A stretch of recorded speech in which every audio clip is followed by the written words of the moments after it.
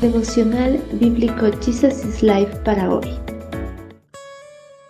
Continuamos con el estudio del libro de Segunda de Reyes, capítulo 12. Mantenimiento a las iglesias. De ahora en adelante todo debe usarse en la reparación del templo. Así que los sacerdotes acordaron no aceptar más dinero de la gente y también estuvieron de acuerdo en que otros tomaran la responsabilidad de reparar el templo. Los sacerdotes que cuidaban la entrada ponían dentro del cofre todas las contribuciones de la gente. El dinero que se traía al templo se asignó a los trabajadores, quienes lo utilizaron para hacer las reparaciones del templo. Durante el periodo de algunos monarcas del Reino del Sur, el cuidado y el mantenimiento del templo del Señor había quedado en el olvido, pues algunos monarcas se apartaron de la adoración al único Dios verdadero y abandonaron el templo. Estos malvados monarcas, al abandonar a Dios, fueron tras la adoración a los dioses paganos, a los cuales les construyeron templos y altares de adoración. Debido al abandono de muchos años, el templo de Jerusalén se había deteriorado y necesitaba una restauración. Una vez que Joás se afianzó en el poder, vio la necesidad de restaurar el templo, ya que por varios años el templo había sido su casa, su santuario, y el lugar donde aprendió a amar y a obedecer a Dios. Durante 6 años, el templo fue el refugio de Joás para escapar de su abuela Atalía, y ahora que estaba en el poder, posiblemente quería que los fieles volvieran a la casa del Señor a rendirle culto y adoración. Joás tomó el liderazgo de la reparación del templo, un edificio de 140 años.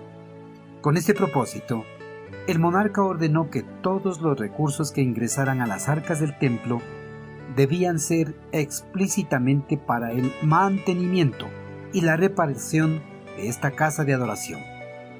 En conformidad a esta ordenanza, todos los sacerdotes estuvieron de acuerdo, y todos los recursos que ingresaban al templo fueron recaudados en un cofre y llevados a la tesorería del templo.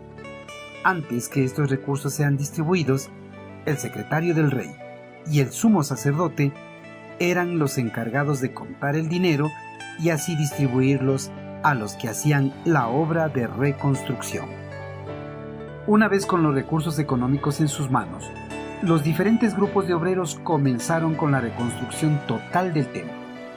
El templo tenía que ser un lugar santo, apartado para la adoración a Dios. Gracias al programa de recaudación de fondos de Joás, el templo pudo ser restaurado. Se limpió el polvo y la mugre que se habían acumulado dentro del templo a través de los años. Las juntas fueron reparadas usando mortero. Se retiraron los ídolos paganos y otras huellas de idolatría y se pulió el oro y el bronce.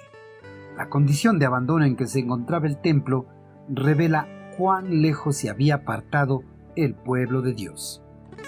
Queridos hermanos, el rey Joás, al ver el deterioro en el cual se encontraba la casa de adoración del eterno Creador, ordenó a los sacerdotes recolectar el dinero necesario para que el templo sea reconstruido y tenga la majestuosidad del pasado, cuando ésta fue recién construida por el rey Salomón.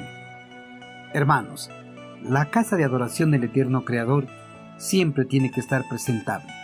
No importa si ésta es grande o pequeña, pues ese lugar es el que el Señor ha dado para que sus hijos puedan reunirse y mantener una adecuada coinonía en su nombre. A las iglesias se les debe dar un mantenimiento profundo cada cierto periodo. Para dar ese mantenimiento se necesita de recursos económicos.